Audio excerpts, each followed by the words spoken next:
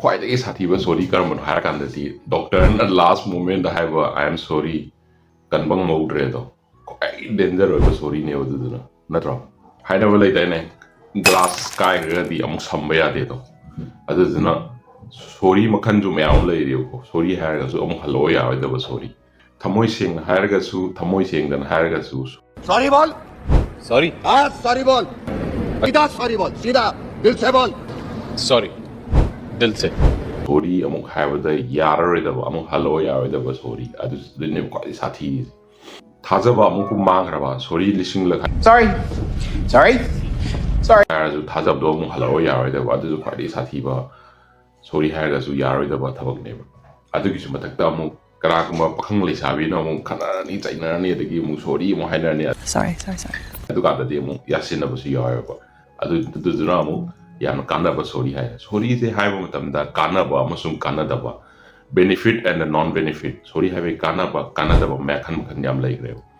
ꯑꯗꯣ ꯀꯅꯥꯒꯨꯝꯕ ꯑꯃꯅ ꯁꯣꯔꯤ ꯍꯥꯏꯕ ꯀꯥꯟꯁꯤꯗ ꯑꯦꯛꯁꯦꯞ ꯇꯧꯔꯛꯀꯗꯣꯏꯕ ꯃꯤꯁꯦ ꯍꯥꯏꯕꯗꯤ ꯁꯣꯔꯤ ꯍꯥꯏꯔꯤꯕ ꯃꯤꯗꯨ ꯅꯠꯇꯦꯕꯀꯣ ꯆꯥꯎꯊꯣꯛꯆꯗꯣꯏꯁꯦ ꯁꯣꯔꯤ ꯍꯥꯏꯔꯕ ꯃꯇꯨꯡꯁꯤꯗ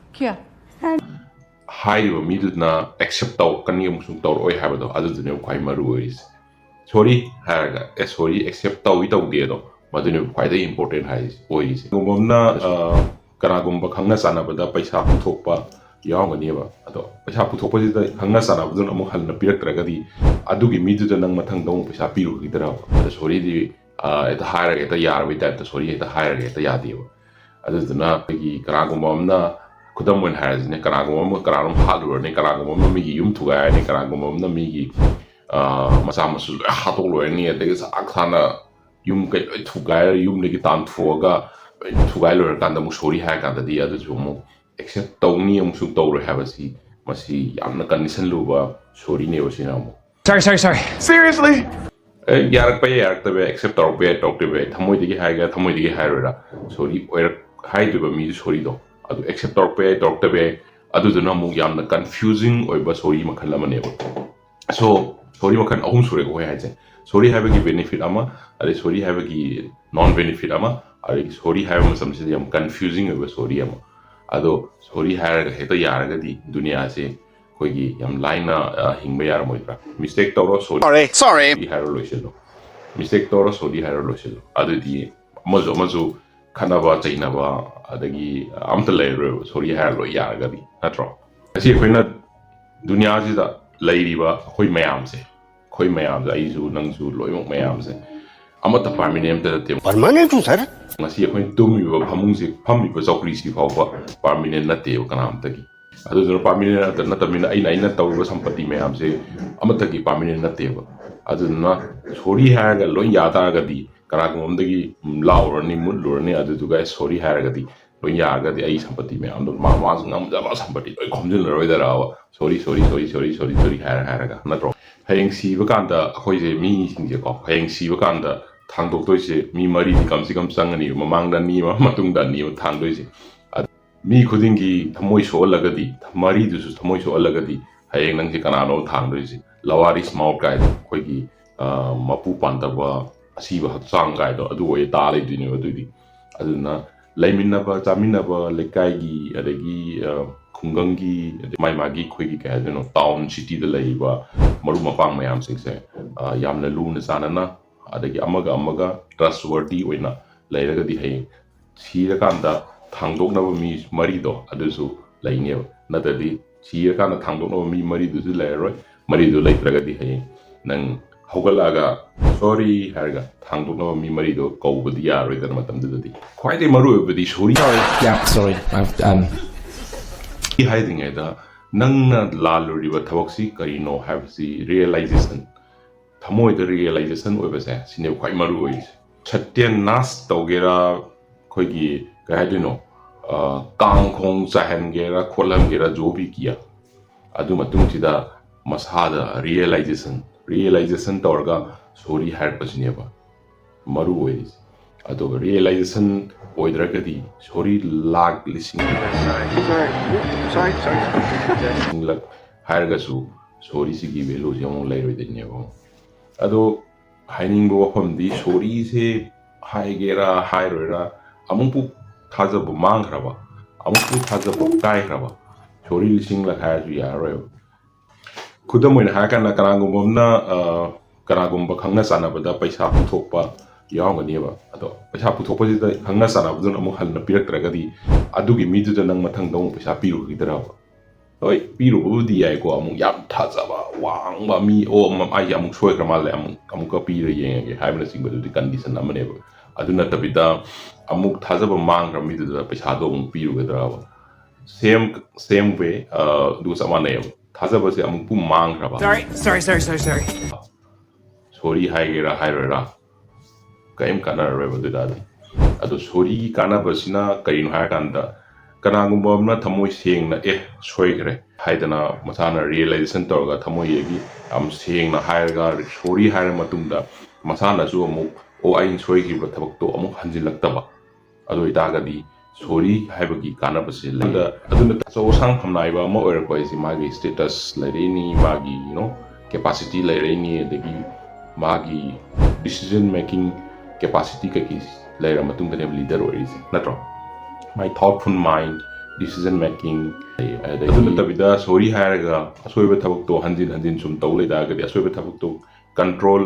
ꯀꯔꯦꯛꯁꯟ ꯇꯧꯗ꯭ꯔꯒꯗꯤ ꯁꯣꯔꯤ ꯍꯥꯏꯕꯒꯤ ꯀꯥꯟꯅꯕ ꯀꯩꯝ ꯂꯩꯇꯦꯕ What just happened? ꯑꯗꯨꯅꯤ ꯁꯣꯔꯤ ꯍꯥꯏꯕꯒꯤ ꯕꯦꯅꯤꯐꯤꯠ ꯑꯃꯁꯨꯡ ꯅꯣꯟ ꯕꯦꯅꯤꯐꯤꯠ ꯑꯣꯔ ꯁꯣꯔꯤ ꯍꯥꯏꯕꯒꯤ ꯀꯟꯐ꯭ꯌꯨꯖꯤꯡ ꯍꯥꯏꯁꯦ ꯀꯟꯐ꯭ꯌꯨꯖꯤꯡꯗꯤ ꯑꯩ ꯉꯁꯥꯏ ꯍꯥꯏꯖꯈ꯭ꯔꯦꯀꯣ ꯒꯔꯜꯐ꯭ꯔꯦꯟ ꯕꯣꯏꯐ꯭ꯔꯦꯟ ꯈꯟꯅꯕ ꯃꯇꯝꯁꯤꯗ ꯁꯣꯔꯤ ꯍꯥꯏ ꯀꯥꯟꯁꯤꯗ ꯒꯔꯜꯐ꯭ꯔꯦꯟꯗꯨꯅ ꯕꯣꯏꯐ꯭ꯔꯦꯟꯗꯨꯅ ꯑꯦꯛꯁꯦꯞ ꯇꯧꯔꯛꯄ ꯌꯥꯏ ꯇꯧꯔꯛꯇꯕ ꯌꯥꯏ ꯍꯥꯏꯕꯒꯤ ꯑꯗꯨꯒꯤ ꯀꯟꯐ꯭ꯌꯨꯖꯟ ꯑꯣꯏꯕ ꯁꯤꯆꯨꯋꯦꯁꯟꯗꯣ ꯑꯗꯨꯗꯨꯅ ꯁꯣꯔꯤ ꯀꯟꯐ꯭ꯌꯨꯖꯟ ꯁꯤꯆꯨꯋꯦꯁꯟ ꯍꯥꯏꯇꯥꯔꯦꯀꯣ ꯑꯗꯨꯒ ꯀꯅꯥꯒꯨꯝꯕ ꯁꯛꯅꯥꯏꯕ ꯑꯆꯧꯕ ꯃꯤ ꯑꯃ ꯑꯣꯏꯇꯥꯔꯒꯗꯤꯀꯣ ꯁꯣꯔꯤ ꯍꯥꯏꯕꯁꯦ ꯌꯥꯝ ꯂꯨꯏꯌꯦꯕ ꯑꯗꯨ ꯀꯟꯗꯤꯁꯟꯁꯤꯗꯅ ꯑꯃꯨꯛ ꯁꯣꯔꯤ ꯍꯥꯏꯗ꯭ꯔꯤꯉꯩꯗ ꯂꯤꯁꯤꯡꯂꯛ ꯈꯟꯒꯗꯕꯅꯦꯕ ꯁꯣꯔꯤ ꯍꯥꯏꯕ ꯀꯥꯟꯁꯤꯗ ꯑꯗꯨ ꯀꯥꯟꯗꯗꯤ ꯏꯝꯄꯦꯛꯁꯦ ꯌꯥꯝ ꯆꯥꯎꯅ ꯂꯩꯌꯦꯕ ꯍꯥꯏꯕꯗꯤ ꯑꯆꯧꯕ ꯃꯤ ꯑꯃ ꯍꯥꯏꯕꯁꯤ ꯃꯥꯒꯤ ꯑꯀꯣꯏꯕꯗ ꯃꯥꯒꯤ ꯁꯄꯣꯔꯠ ꯃꯌꯥꯝꯁꯨ ꯂꯩꯗꯣꯏꯅꯤ ꯑꯗꯨꯒ ꯃꯥꯒꯤ ꯌꯦꯡꯁꯤꯟꯕ ꯃꯤꯁꯨ ꯃꯌꯥꯝ ꯑꯃ ꯂꯩꯗꯣꯏꯅꯦꯕ ꯁꯔꯀꯜꯁꯦ ꯑꯅꯤ ꯊꯣꯛꯇꯣꯏꯅꯦꯕ ꯁꯄꯣꯔꯇꯤꯡꯒꯤ ꯁꯥꯏꯀꯜ ꯑꯃ ꯑꯗꯒꯤ ꯃꯉꯣꯟꯗ ꯌꯦꯡꯁꯤꯟꯕ ꯁꯥꯔꯀꯜ ꯑꯃ तो सर्कल अनीसिमक्ता करी इम्पैक्ट ओरकने हाबसे खंगदबा यादेबा अचौबा सांगमी ओरगदी सोरी हाइथिंगेदा तो अचानक ऐसे ही खुदकता सुमाइने ता आई केनोम सोइरे खोकरेना ज्ञान मेन तादबिदे सोरी तो हाइजिन ओरगदी अदुगी ओरपा याबा इम्पैक्ट और इफेक्ट तो अदुसु मसाना खंगद्रगदी अचौबा नाइबा अमा ओरगदी सोरी हाबसी याम लुइबा दोइदादी माना हाइरिबा सोरीसी कानबो पोरेबरा कानबो पोक्ट्रिबरा हाबसिसु मो रीजन ओरिएंटेड ओइबा मोंगदसु खल्लबा मतुंग हाइदबा यादेव सुंबा सोरीसिना मो अदुंबा सोरीसिदी यामन लुबा सोरी हाइसे अदुगा सोरी की कैटेगरी से मो मसिंग के मो हेंगलेको benefit of saying sorry and non benefit of saying sorry confusing sorry condition and impact of sorry है ना तो impact of sorry जो यार मरी sorry की अखोई कानबा अमसुंग कानदबा confusing over condition and impact over sorry की condition मरी सूरे खोई ngasi खनरे इसे को so sorry have consider अमुक chumba condition जितना अमुक याम लू करे sorry have से अरे कनागुम्बा मिजुले को आदि mistake से अदुम तौर लेबा अदुगा चलते फिरते हदि चतना चना अदुम sorry हाय अदुम चतपा मपुनसी चुपसी अदुम sorry अदुम लोसिनगी mistake तौरनी sorry तौरनी mistake तौरनी sorry तौरनी अदुम मिजिन अमुक काय हाय हाय कंदा मयामनसु खंगलै दुनि loser big स्वाय तोंग दाइना big सिसिनेको अदुदुना अमुक अदुम मिजिन अमुक तोंगांगरेको अदुम मिजिन अमुक याम तांगबा दुनिया जिदा यामदे मसिंग माई परसेंटेज से आई डोंट नो कैलकुलेटिवली क्या मोइदुनो दि खंगदेको लूजर की मसिंग से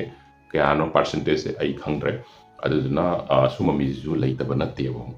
अदगी मु सॉरी तो यामना इजीली फॉरगिव तौबा हाबदी सॉरी हाय मतमदा याम इजीली ngapiba phangba सॉरी असिजना मु करम सॉरी न हाय कांदा parenting sorry hi हाबदी चाइल्डुना mama मपादा sorry हाय कांददी पेरेंटुना इजीली फॉरगिव तौबा ngapi ngam sorry si sorry sinamo अदुगुम्बा sorry sinamo easy going sorry हाय दारे अदुना हाबदी माचागा अदगी ममागा ममागा लेनेरिबा मरी सिददी अमु sorry से easy forgiveness ओए हाय दारे easy sorry हाय दारे अदुना sorry हाय कांदा okay it's okay no problem अदुना मु easy sorry so sumba sorry sinamo that's fine अदु sorry सिदी यारियो ꯑꯗꯨꯒ ꯑꯩꯈꯣꯏꯅꯁꯨ ꯍꯧꯖꯤꯛ ꯗꯤꯁꯀꯁꯟꯁꯤꯗꯁꯨ ꯑꯩꯅ ꯃꯦꯟꯁꯟ ꯇꯧꯈ꯭ꯔꯦꯀꯣ ꯈ꯭ꯋꯥꯏꯗꯒꯤ ꯂꯨꯕ ꯁꯣꯔꯤꯁꯤꯅ ꯑꯃꯨꯛ ꯑꯩꯈꯣꯏꯒꯤ ꯄꯣꯖꯤꯁꯟꯗ ꯑꯆꯧ ꯑꯁꯥꯡ ꯍꯥꯏꯗꯤ ꯐꯝ ꯅꯥꯏꯕ ꯑꯣꯏꯕ ꯃꯌꯥꯝꯁꯤꯗ ꯑꯃꯨꯛ ꯄꯕ꯭ꯂꯤꯛ ꯐꯣꯔꯝꯗ ꯍꯥꯏꯔꯛꯄ ꯁꯣꯔꯤꯁꯦ that is the more impactful story in the world ꯍꯥꯏꯌꯨ ꯍꯥꯏꯕꯁꯤꯗꯤ ꯑꯗꯨꯗꯤ ꯁꯣꯔꯤꯁꯦ ꯍꯥꯏꯔꯣꯏꯗꯕꯅꯦꯕ ꯀꯩꯒꯤꯅꯣ ꯍꯥꯏꯔꯀꯥꯟꯗ ꯑꯆꯧ ꯑꯁꯥꯡ ꯐꯝꯅꯥꯏꯕ ꯑꯃ ꯑꯣꯏꯔꯛꯄ ꯍꯥꯏꯁꯤ ꯃꯥꯒꯤ ꯁ꯭ꯇꯦꯇꯁ ꯂꯩꯔꯛꯏꯅꯤ ꯃꯥꯒꯤ ꯀꯦꯄꯥꯁꯤꯇꯤ ꯂꯩꯔꯛꯏꯅꯤ ꯑꯗꯒꯤ ꯃꯥꯒꯤ ꯗꯤꯁꯤꯖꯟ ꯃꯦꯀꯤꯡ ꯀꯦꯄꯥꯁꯤꯇꯤ ꯀꯩꯀꯩ ꯂꯩꯔ ꯃꯇꯨꯡꯗꯅꯦꯕ ꯂꯤꯗꯔ ꯑꯣꯏꯔꯤꯁꯦ ꯅꯠꯇ꯭ꯔꯣ ꯃꯥꯏ ꯊꯣꯠꯐꯨꯜ ꯃꯥꯏꯟ ꯗꯤꯁꯤꯖꯟ ꯃꯦꯀꯤꯡ ꯑꯗꯒꯤ ꯂꯤꯗꯔꯁꯤꯞ ꯀ꯭ꯋꯥꯂꯤꯇꯤ ꯂꯤꯗꯔꯁꯤꯞ ꯁ꯭ꯀꯤꯜ ꯁꯨꯝꯕ ꯃꯌꯥꯝꯁꯦ ꯂꯣꯏ ꯂꯩꯔ ꯃꯇꯨꯡꯗꯅꯦꯕ ꯑꯆꯧꯕ ꯃꯤ ꯑꯃ ꯑꯣꯏꯔꯛꯏꯁꯦ ꯑꯗꯨ ꯀꯥꯟꯁꯤꯗ ꯁꯤꯒꯤ ꯁ꯭ꯀꯤꯜ ꯃꯌꯥꯝꯁꯦ ꯃꯥꯒꯤ decision making skill, leadership skill, adagi people management skill si mayam se loim fail oira matungdaneba last option maunda lemai se sorry habase adugi matamduda sorry hack tagadi magi magi quality hadarene mangonda leiba quality mayam se loim fail oira matungdaneba last option lemongdu se sorry hadusi aduduna position nama pairaga sorry hadaragadi that is the most dangerous story in the world guys si sorry habs di yam lui ye mo ta ke the sorry da haya de o sidi aduna mu yam na mun na khandara matungda anxiety so impact result oriented benefit and the loss of saying sorry khanga matungda haida de mu ya de o si sorry sina aduna sorry have the niyoms of haida ga di sorry hire matungda maya Pisa Karoska! am changan tungdei tanare do aduna sorry have say yam lui the most important word in the world is sorry. The most last option of saying word is sorry. Adaga khwaidagi pangdaba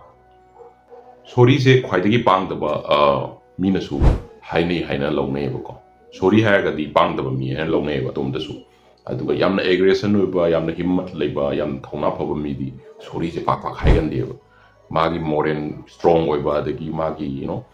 experience skill adagi magi wing power kanba mi se sina muk sorry se soba haroeba ana lala suko khangniba ado khangba kanba mi oirgadi sorry se ba haroeba do khangba kanba oidraba adagi my wing power kandraba aduga mangonda option next option lectraba adu itadi sorry have ang have do sorry amu haini aduga mai toriba mistake to amu semdok taragadi the most loser in the world haido adu neba aduna sorry have matamda yamna munna khallaga sorry have you ngasi gi sorry gi topic asida mayam aina haijaningi ba sorry gi kanadaba mayam se mayam su bhab tabiramni khanjai aduduna yamna manunghutna sorry gi maramda naina se haragadi comment box ta ibirmo aduga kana na ngasi phawda kari gi sorry hairage habadisu comment box ta ibirmo aduna mayam su bhab taramani sorry haibna phabra sorry haidabna phabra sorry haibna kana basi kaino sorry haibgi amang basina kaino haibsu mayam su chorakpama bhab taramani haidare ngasi gi session asida. So that's all. Thank you so much, and please do not forget to subscribe my channel. Mathangi video da mung anoba topic amaga anoba information amaga natragana topa music amaga loira nang amuk thenarasi. Please keep watching my video. Thank you. Bye.